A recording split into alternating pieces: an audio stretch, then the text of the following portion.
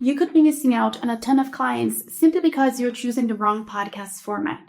So in this episode, I am breaking down the same strategy that I give my coaching clients to make sure that they grow their business using their podcasts with the correct style of podcasting. Most podcasters have been told that in order for them to build their podcast, they have to have guests on their show. But what they don't understand is that while they will get more downloads, it doesn't help them grow their business. And here's why.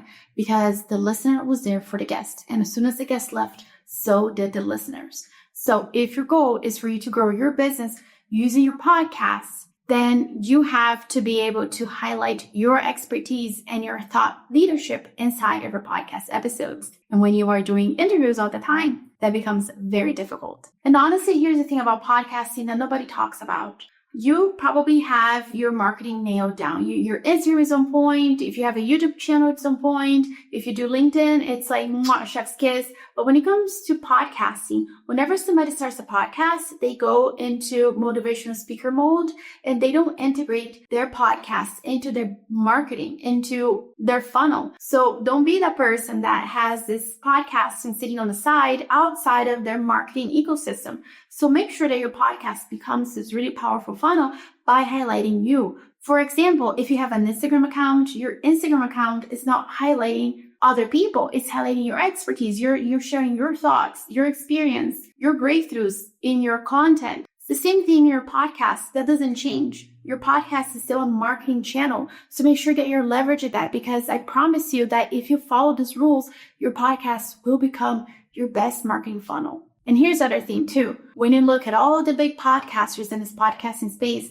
they are all doing interviews. So it might be tempting for you to go ahead and start an interview style podcast as well. But then again, if we look at the goals of the podcast, then doing interviews is not really going to help the growth of your business. Still, if you do want to have some interviews in your podcast, then here is what I share with my clients. Do my 3-2-1 podcast structure, which means that you're going to do 3 solo episodes per month and then 1 interview. And what that allows you to do is that it positions you as the go-to in your field, in your space. If you want to become a thought leader, if you want to become known in your industry, then people need to know about your thoughts, your breakthroughs, and how you help others. And positioning yourself as a go-to becomes very difficult when you have interviews all the time. So focus on those solo episodes where you are giving your person those breakthroughs and those aha moments. Now, here's a bonus tip for you. Make sure that you are capping your solo episodes at 20 minutes because, hey, everybody's really busy living a life and people just don't have hours to listen to a podcast episode, even though the biggest podcasters out there really do have really long episodes. However, they have earned their stripes. They have been podcasting for years, if not decades. So you have to be mindful of where you are on your own journey. So don't feel like you need to have this really long-winded episodes just because that's what you see in this podcasting industry. The other thing too is that if you do decide to have interviews on your podcast, cap those at 45 minutes so that your person can listen to the full thing and not just give up after the first 25-30 minutes. Now, if your interview did run long, then just do it as a 2-part series because it makes it easier and more digestible for a person to come back and commit to listening to that episode. And here is another strategy that I love sharing with my coaching students. Whenever you do have those interviews on your show, make sure that you are also benefiting from them somehow aside from getting podcast downloads, because podcast downloads mean nothing if you're not turning those downloads into actual money. So whenever you do have somebody on your show, see if you can build a relationship with them, a partnership of some sort. Maybe you're going to get an affiliate link for a product or service that they sell, or you can do a podcast to swap if the person also has a podcast, because that allows you both to get visibility and cross-pollinate your audience instead of just doing interviews for the sake of doing interviews because that's what you thought you had to do in this podcasting space. Remember, if you want to build your trust and authority and thought leadership, then solo interviews is the way to go. And if you're more networking and visibility opportunities, then podcast swaps are your best bet.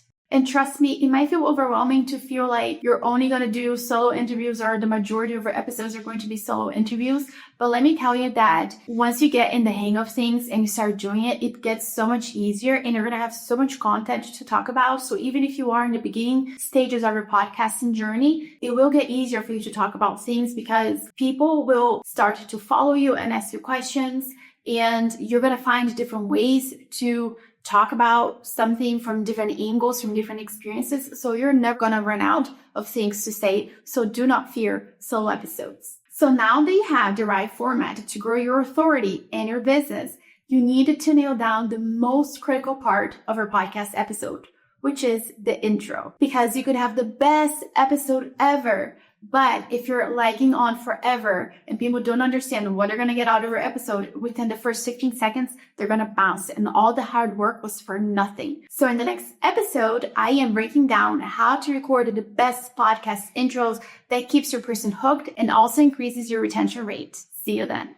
Oh, by the way, one time I listened to a podcast episode and I was actually only listening to the episode from this host because of the guests. I was specifically there for the guests. And I kid you not, it took 10 minutes for this host to actually start the episode.